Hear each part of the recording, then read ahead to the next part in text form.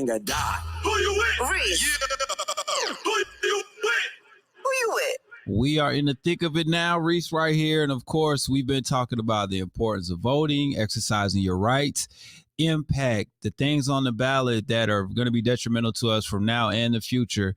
And we have different groups that are trying to push all of these things that we need to know about, all of the information that needs to be had. And right now we have a super special guest because Mrs. Davies is a friend of the show, and her bodyguard said make sure that she comes here and is able to have a free and safe space to talk about the initiatives that they have going in the organization that she's representing. So without further ado, Meagan Davies, a counselor who I hope to maybe get some couch sessions too at one form or another. Right now, it's all about rocking the vote. So how you doing today? I'm great. How about you? And yes, I'd be happy to do the couch sessions. Okay.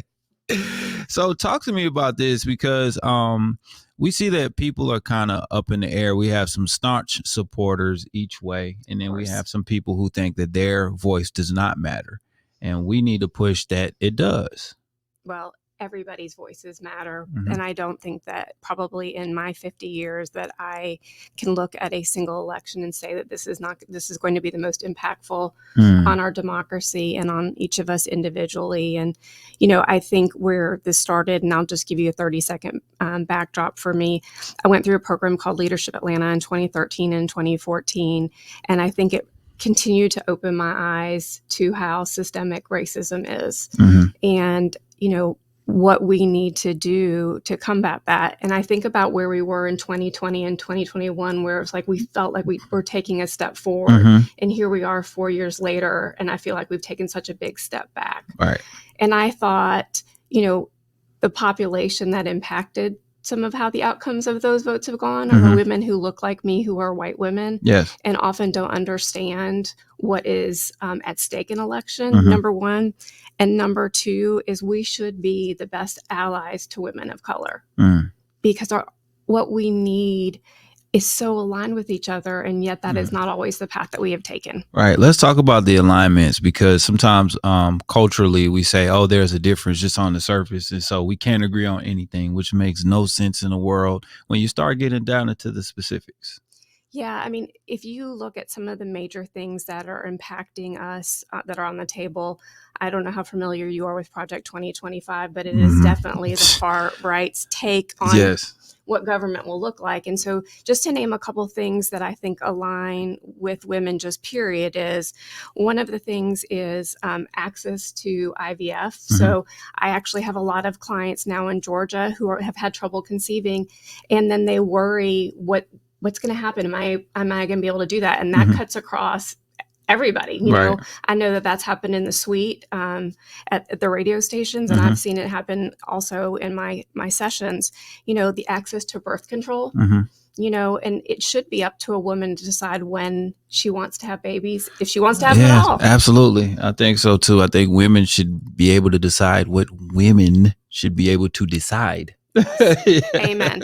Well, and even if you've seen the news probably this last week, the complications for a woman of color who had taken a medical abortion pill, and yet we would not treat her at the hospital because they were worried about the repercussions for saving her life. Right. And she lost her life over that. And I mean, that cuts across everything.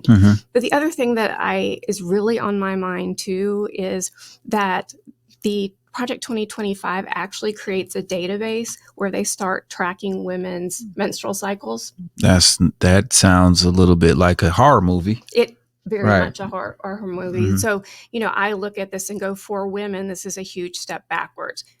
Even things that have already happened. So affirmative action, our Supreme Court overturned that. And that was the biggest move forward for women, period. And now white women, really were the ones who benefited from that, but that really took all women forward. And there's much more work to do. But I look at that and go, again, we're starting to lose our rights, and we're not even at the election yet. And I want women to understand that each of these decisions, whether it's the Supreme Court or this Project 2025, it's going to have lasting consequences for all of us. I think so. And I think sometimes we don't realize when a candidate goes into office, their first 4 year, then their 4 year period, right?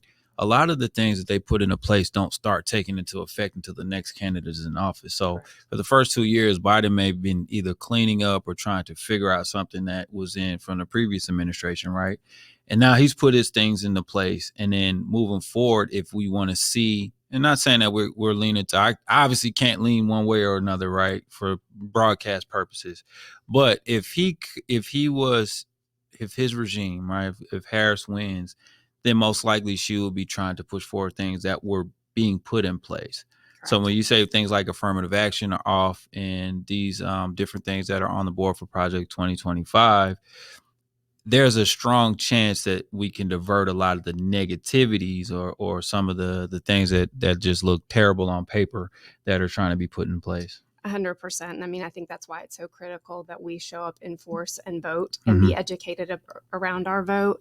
I'm going to leave you with some resources, but there's a really good one sheet that talks about how Project 2025 would actually impact Georgia. And so I actually called up a friend who's the CEO of Sheltering Arms, and I said, I want to make this real. So what does it mean for your organization? And they do nothing but early childhood education. And she said, if this passes, 1,000 families will no longer have access to our services. And that's detrimental because once you see the lower the test scores in a certain area, the more likely there is to be a jail put up in that area or an expansion on a prison. And you can directly see how education affects the future of kids. Yeah, 100%. And so,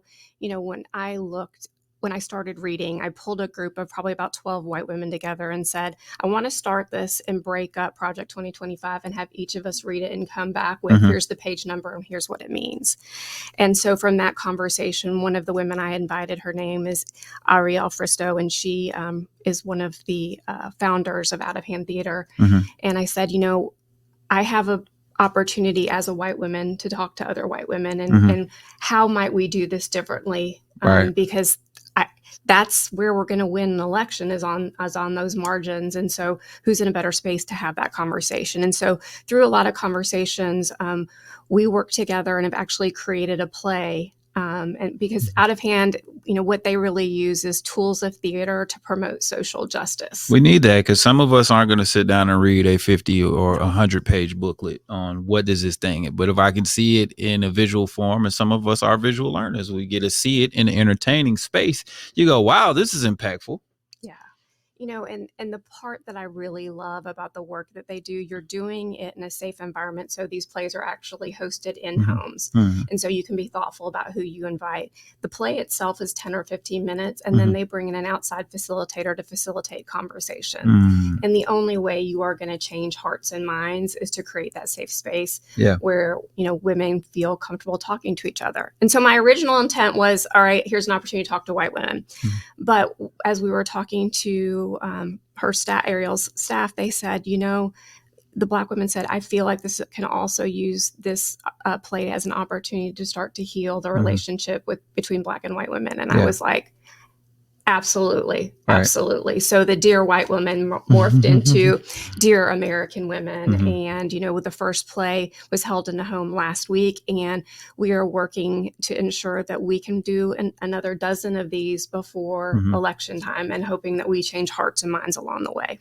I hope that this catches the steam that it needs because I just see so many things on social media that further the gap and divide between white people and Black people, white women and Black women, and white men and Black men. And I know that in the grand scheme of things, it can be the furthest thing from reality. But once we start seeing it so much, we start to believe it. So to have a positive outlook and a positive approach is very commendable. Well, and I would say one of the things that I heard that resonated with me, and my dear friend Natasha Reed Rice sent this to me. She's like, because I want you to understand as a Black woman how relationships with white women have felt. And this is the quote. I need you to know that every time I form a relationship with another white woman, I am crawling on my hands and knees over the broken shards of other relationships where I was betrayed. That's powerful. It is very powerful. And so, taking that in mind, we have to make a decision to be courageous, or we have to be a decision to sit in our white privilege comfort. And I feel like in this particular election at this point in our country, we have to choose courage. Yeah, the climate is definitely calling for courage. 100%. And so if there's a small way that I can influence and make change hearts and minds. And that is what my mission until, election day in November. And hopefully we will all do our research. We will understand what those implications are and vote in a way where our needs are going to be represented.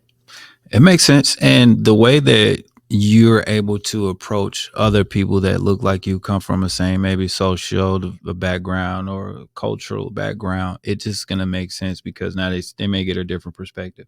Okay, this doesn't affect me, or I maybe need to be looking at how my voice can carry differently than it ever has been. 100%. And, it's been interesting to watch as some white women have made some changes around that. And so, to me, I'm happy if I change one person's mind, but that's not what I'm trying to have happen right now. Right. I'm trying to change hundreds of minds, and hopefully we can do that between now and November. But I think, it is so much easier to recognize your biases when it's a small group of people and other people are talking about, oh my gosh, I didn't look at it this way, or oh my goodness, what I said was racist, or what I did at work wasn't okay and it wasn't a safe space. And so, I think it's hard when people, are attacking each other. Nobody wants to hear that. When somebody's like, hey, you, and they're pointing the finger and the mirror is a little much, but you've created these safe spaces. I think that's the therapist in you. It is. She said, let's make a safe space.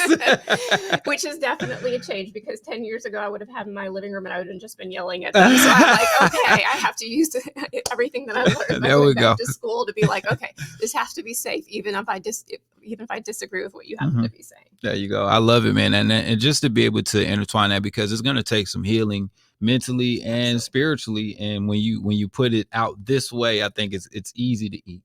It's like, how do you swallow elephant? Bite by bite, right? 100%. Right. And you're taking the living room in this case. Yes, exactly right. And I think that's where we do change hearts and minds. It has to be in somebody's home. It has to feel safe. And you have to be willing to say, I have done this wrong, or I've believed wrong. And, at the end of the day, I think it's easier to be educated in that small environment rather than, yes, would I love everybody to go out to read the 900 plus pages of Project 2025, 100%. Yes, but I know that's not going to happen. And so how do we get that information across in a digestible way? That's it. This is the digestible way. How can people get in touch with you guys to bring it to a living room near you? So the best place to go is through www.equitableddinners.com, or they can also look up Out of Hand Theater.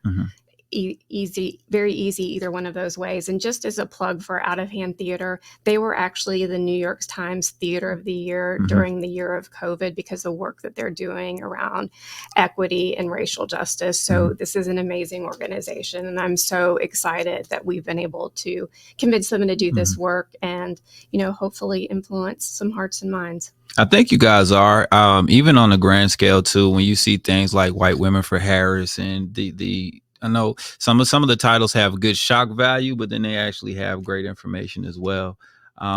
When you see those types of things, does it give you just an extra boost of what you guys are doing? Yes. Well, I sat on the White Women for Harris call. And what was the amazing thing about it is us breaking Zoom. Yes. Y'all broke Zoom. Yes. Hold on. We have a hype bell. I wanted to hit it for the theater too, but yes, you guys broke Zoom. We broke Zoom. So I was like, okay, there are people who believe that way. And I think the other thing that has given me hope too is when you see some of the movement around blue dots in these red states, and that's literally what they're putting in their front. The same thing happened. My husband also joined White Dudes for Harris, and to see all of the white men saying we've got to have a different way forward, and be comfortable enough in your masculinity to say that I don't have to buy into white supremacy, because that's what it is. Like I need to use my position and my privilege, to be much more inclusive than we have been. So those things have made me happy. And, watching it, even like Cat Ladies for Harris, I think she has really struck a nerve in that way. But I also think you look at her running mate too, and how in touch he is with what our kids need. I can't imagine anything I'd be more proud of besides Kamala getting elected than also having somebody who's an educator in in power because he understands what our kids need. He understands what we are coming up against. And, at the end of the day, she is amazing. And I hope that we look at her differently. I think about Hillary Clinton, right? And she won the popular vote and lost the Electoral College. And we have to make sure that not only does Kamala Harris win, that's my personal opinion. There you go. No problem. Not only does she win the popular vote, but we have to ensure that she wins the Electoral College, because we can't send somebody else to the White House again who doesn't represent what the voters are actually asking for. And so that's why every vote counts this time. It definitely does. And you're hitting some very key major points. Having someone like Harris and her running mate that have tasted success, right? Of course, they can speak from that side, but they also understand the side of challenge. And I think you have to have well-rounded people representing the masses. 100%. And you have to have people who are willing to listen. And I think that she has demonstrated that.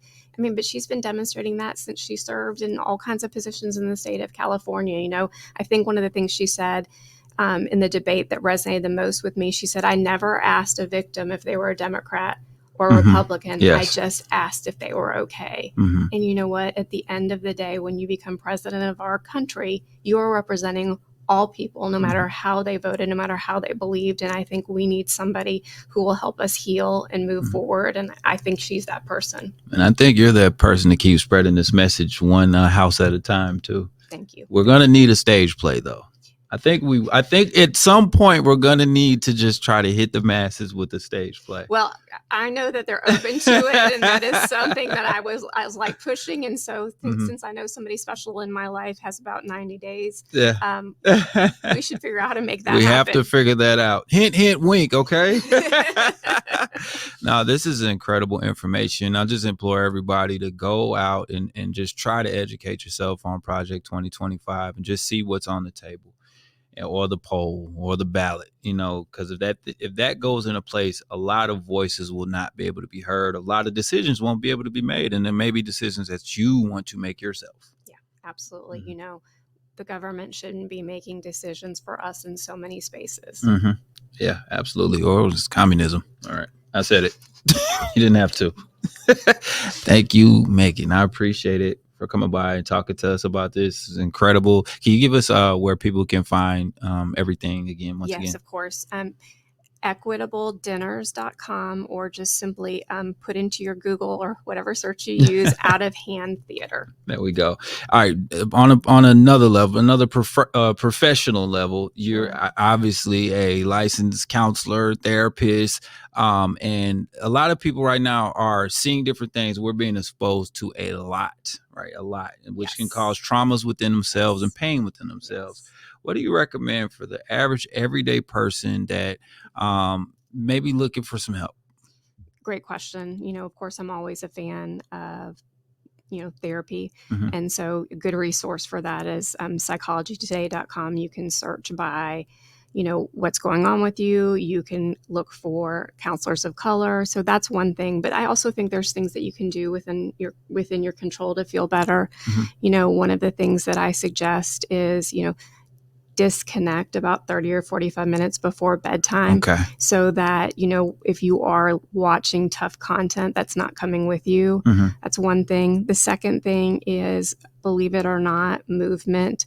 If you can get in 14 miles in the course of a week, it's the same thing as being on anti-anxiety or an antidepressant medication. Wow, hold on. 14 miles is the magic number. Okay. And it doesn't matter how you do that. If you want to walk it, if you want to run, if you want to do that on the elliptical machine, what it does is it gets your endorphins going, and that's going to combat some of those feelings that you're having. And so I talk about medication? Absolutely. But I'm also going to give you all the tools you need before then, so that you feel like you have some control in your life. So that's one. And then the other one that I think that we skimp on because we have the work all the time culture in our country, which is a whole other discussion for a different thing. Let's bring the 4-day work week. Let's talk about it. That's right. But sleep, and I'll tell you why. 7 to 9 hours of sleep is mandatory. And people are like, I don't need that much sleep. And I was like, you actually do, because here's why. When you get that amount of sleep, you are getting REM sleep. REM sleep is when you process all those really hard emotions. And so if you find yourself not able to cope with those emotions, I'd also look at your sleep. Okay. All right. So 14 miles and a longer bedtime. A longer bedtime. Yeah. And also knowing when you need to say when, right? Like you don't have to say yes and consume things that are hard or scary all the time, right? Like it's figuring out what your boundaries are. Gotcha. Sometimes you have to set them with yourself. Sometimes you do have to settle with yourself. And I do that all the time. I take in a lot of really hard things all day long when I'm working with clients, and I'm privileged to be able to do that. But sometimes it means I can't come home and watch the news because I have taken in just as much as I can that day. And I need to figure out how to process that information and move on. I would tell you one of my other favorite things to do if you're having a really hard time and you find yourself ruminating or looping on something is I love the 5-minute brain dump, which is literally you get a piece of paper and a pen, or you can use your cell phone for everybody who's so tech, and just dump out everything that's in your head for the next 5 minutes so it's not staying up there. Just the act of getting it out of your head takes that anxiety, takes that rumination away. And so that's another easy thing to do. So yes, it is exercise, it is sleep, it is often watching your consumption, and the other part is using something as simple as a brain dump to get things out of your head. Right. And none of that works. Get chickens. I'm a heavy proponent on people owning farm animals. It helps. Me too, because those eggs are good. Thank you. There we go. Should have bought you some. I really appreciate your time. Thank you so much. This is very insightful. And I think it's something that people can really jump into or bring it to their home. Obviously, that's what we've been talking about. And thank you for giving the people something they could walk away with and hopefully make their life a little more enjoyable. Thank you so much. It is. That's it, man. Thank you. Get back to the music and the few. This is magic. It's time to see who's with Reec. Hey, who you with?